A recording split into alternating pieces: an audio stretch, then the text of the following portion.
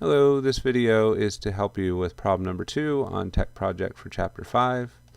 So let's scroll down there and have a look at it. In this problem we're going to use the multiple coin simulator application from the StatSims folder, so we'll want to open that up. So I have that open already. Let's go ahead and see what it says. In this problem we will be simulating the experiment of tossing 20 coins and counting the number of heads that occur. What are the values of N, P, and Q for this experiment? So I really want you to try and think about that. I am going to give you the answer, but you have to be able to answer this sort of question on the upcoming test, so please pause the video and try and write out answers for yourself and then use the video to double check that you have them right instead of using the video to just get the answers. Alright, so hopefully you've got your answers written down for this already. I'm going to go ahead and give them to you. If we're tossing 20 coins and counting the number of heads, then the most number of heads we could get, or the most number of successes we could get, is 20, and that maximum opportunity for success is N. It's also your sample size, number of trials, so we're trying this 20 times and that we're flipping 20 coins. When you think about P and Q, the key is you don't think about the 20. You just think about one of those. What if I just had one coin and I flipped it? What's the probability of heads? And that is 1/2, or 0.5. If you try and mix in the 20, that is very complicated, and it's the job of our formulas later to deal with the 20. When we think about P and Q, that has nothing to do with the 20. It's just if we were to try this one time, what would be the probability of heads, P? What would be the probability of tails, Q? And again, when I say one time, I just mean one coin. So if you just flipped one quarter and it was fair, what's the probability of heads and tails? So there's your N, P, and Q. Hopefully you had those right without my help, but there's an explanation for where they come from. And now let's go ahead and see what's next. Alright, enter your name in the text box provided, so you're used to doing that, but make sure you get that done. Make sure that in the program you selected 20 coins, and we're going to do 1,000,000 tosses, but don't put commas, otherwise that confuses it. So let me pull the sim up. So the number of coins we want is 20. And we're going to toss it 1,000,000 times. If you put the commas, which you should not do, the comma kind of ends the number from the computer as it reads from left to right. So it would read the 1, hit the comma, and it would just stop. So it would think you only wanted to flip one coin, or flip the coins one time. So get rid of those commas. Better yet, don't put them in the first place, and then the computer will know that it's 1,000,000 that you're after. Alright, let's see what's next. So we chose the 20, we entered the 1,000,000, we did no commas. So now click the flip once button a few times just so we start to understand what's going on. So let me do that and kind of talk you through it.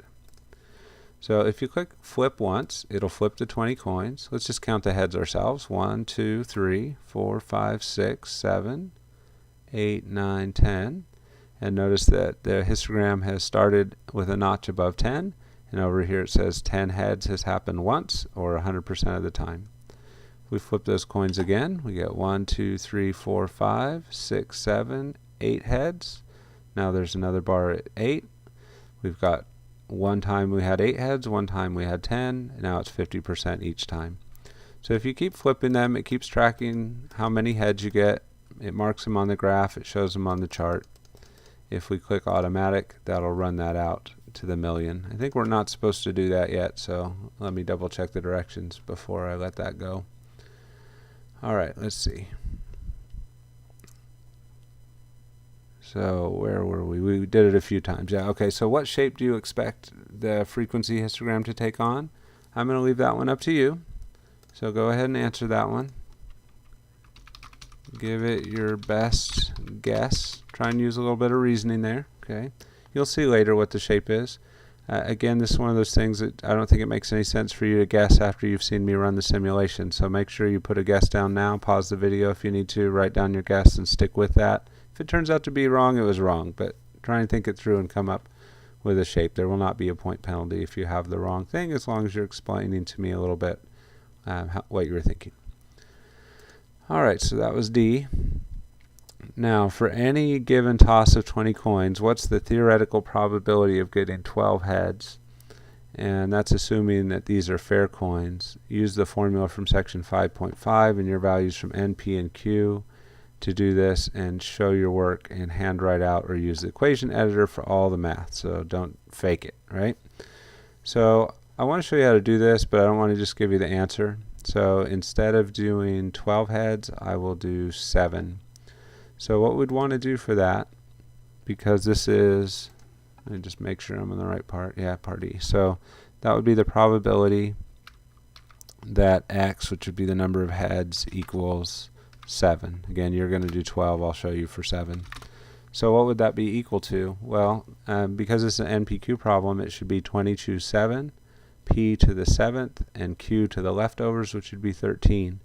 But writing that out is kind of messy, so I would use the equation editor part of this. So I'm going to go to Insert and Equation. And the choose is the hardest part to put. You could choose to do this by hand if you want, but I'm going to show you how to type it since you're here watching the video. So first I would put parentheses. So we usually put the numbers in the choose. We always put the numbers in the choose inside parentheses. And then we just want like one number over the other. We want 20 choose 7. So how do you do that? Well, there's no great way to do that in Google Docs, but if you do this X with both a subscript lower and upper, you can make it happen. So that gives us 3 boxes, the main thing and the subscript and the superscript. So I'm just going to put a placeholder here. I'm just going to type in X. And then if I arrow over, that'll take me to the lower box. That's where I want the 7. And if I arrow again, it'll take me to the upper box, which is where I want the 20. So there, in essence, is my 20 choose 7, but the X is in the way. So now I'm just going to arrow back in front of that X and then backspace, and that's gone, and then magically, sort of, there's my 20 choose 7. And then we want p raised to the x, so that p would be 0.50, and we want to raise that, so we want a exponent there. So we'll do that, and that should have made a little box for me, so that will be raised to what are we doing here? To the 7th power, and then arrow down to drop out, and we want times 0.50, and now that one would be raised to, raised to the leftovers. So if you have 20 tries and 7 of them are going to be heads, then the other 13 would be tails. These always turn out messy pretty much, so when I go to write equals, I think it would be best if we used an approximately equal. I know that's here somewhere. I'm a little slow right now. I think that's the closest one. No, there's the double wave. Okay. So approximately equal to, and then I'm going to pull in the calculator to see what that would be equal to. So, gotta find it. Sorry about that. I think I closed the calculator, so let me open that up real quick. Alright, so I want to enter that in. So I have 20 choose 7, 20, math, probability, choose 7 times 0.5 raised to the 7th times 0.5 raised to the leftovers, which would be 13. And that should give you my answer. Again, different from the answer you will get because you're using different numbers. You're doing the probability of 12, not 7. So 0.0739, 0.0739. So let me move that out of the way. 0739. So there's my answer to that one. I think I'm just going to describe what to do for you on F. I guess I could get started on it. So on this one, let's look at the question. Part F says, for any toss of the 20 coins, would it be unusual to get 7 heads, assuming the coins are fair? So that's the P equals 0.5, Q equals 0.5, and explain using a z-score. So I'm just going to show you the z-score, and then I'll talk it through, and I'll give you my answer for 7. It may be a little different for 12. So going back to the report, I want to do a z-score, but for a z-score I need the mean and the standard deviation. So I guess I need to hunt some of that stuff down. So let's see, the mean, mu, with a subscript of x would be equal to n times p, which in this case would be 20 times 0.5, and that's equal to 10.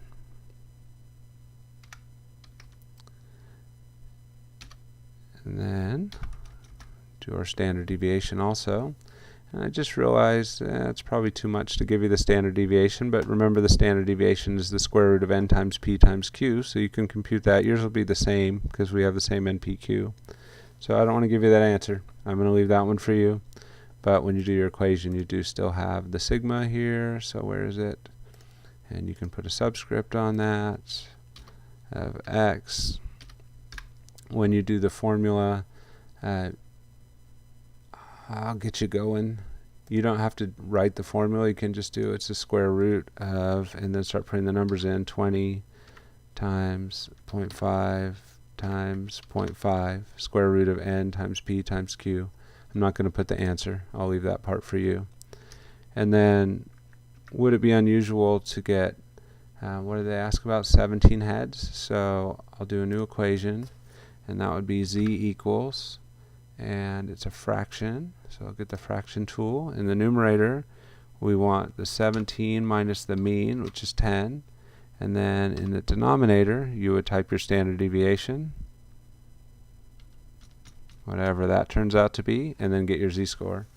And then decide, based on whether that z-score is bigger than 2 or not, whether that would be an unusual result, and then write all that out. But that's kind of the pathway. And mainly there's like how you type a lot of that math, the square root, the choose, a lot of messy stuff there. But there's an example. And then let's jump back in and see what they want us to do after that. Now click on automatic and run it out. So you're not supposed to run the million simulations till you've done all that other work. So let me pull that up. Click automatic. Takes a little bit of time to do the million, so maybe I should have started that earlier while we were working on other stuff. Let's go look at what's coming up next while that continues to run. Starting to see a shape revealed though on that. Alright, so we're letting that work, then we're going to capture it, use refresh if needed to make sure the graph makes it over, and then I'll let you answer most of these questions on your own. Did the histogram create the distribution shape that you predicted? And then so you can think about what you said and how it turned out, and just yes or no. And then if you were right, great. If you weren't, maybe think about why it's turning out the way it is and what you missed about what's going on with coin tosses. And then explain how the results that we did in the simulation, how they verify what happened with D and E. So I'll just talk about the D, and I'll leave the E part to you as well as the K. Alright, so let's go check on this and see how it's doing. Oh my goodness, we still have so many flips to go. It does look like it's speeding up a little. I have a feeling that this program is running slower because I'm filming video and using processor speed, a lot of it, I think. So I think a super long video, if I let this go to 1 million while the video is running, it shouldn't take as long for you. But let me go ahead and talk about the result anyways. So they're talking about the result from D. So in part E, it should be E and F that we're confirming. So if yours said, did it say D and E? Yeah, D and E. It's really E and F. So it's E and F that we should be comparing. Sorry. I might have this fixed on the one I handed you. I hope so. All right. So in part E, we said the probability of getting 7 heads is 0.0739. So what is the probability of getting 7 heads? It's that number, but what does it mean? It means that in the long run, if we toss the 20 coins over and over and over again, then in the long run, we should end up getting 7 heads as our result about 0.0739 of the time, or 7.39% of the time. So let's go check in on the simulation, kind of hold that number in our head, 7.39%, and let's look at what's happening. How many times have we tossed it? Oh, we're almost to the million. Might as well let it finish. Oh, and slow down for drama. Alright, and 1 million. Okay, so how many times do we get 7 heads? 7.40% of the time. I would say that this result right here from the simulation is confirming what we did in our report, because we said it would be 7.39% of the time theoretically, and it is a random simulation, therefore a random variation is a part of it. We shouldn't be surprised if the last decimal on our theoretical is very slightly different from the last digit here. When you do go to capture this, if you hit Alt, graph will probably disappear. use the refresh the graph button, try it again. So Alt print screen, capture that. What part was it of our report that said to do that? Alt print screen was part H. So I would go in here. I always like the graph to be on a new line, and Control V. Again, kind of close to the margin. So we can make this a little smaller, but don't go crazy with it. I still got to read these. And it's always weird to have the label on a different page from the result. So I would probably go up here, since they're not all going to fit on one page, just start pressing enter. And I'm going to force that stuff down onto page 2 so it's all together. And now it's starting to look a little better. You can talk about your answers here. I did a little piece of it, right? We calculated the probability of 7 heads is 0.0739, which is 7.39%, and that matches up with our simulation because 7 heads happen 7.4% of the time. Very small difference there, probably just random variation. And then here on part F, they ask you to think about that too. So you just want to look at, did you say it was unusual or not, and then look at the output down here for 17 heads and see if it seems like it agrees with your idea that it was unusual or it was not, and put that into words as best you can. I'm going to leave the rest of that for you to finish off. And again, remember I use different numbers, so make sure all of your numbers match what was actually being asked of you here. So that's it for problem number 2. Good luck with the rest of it.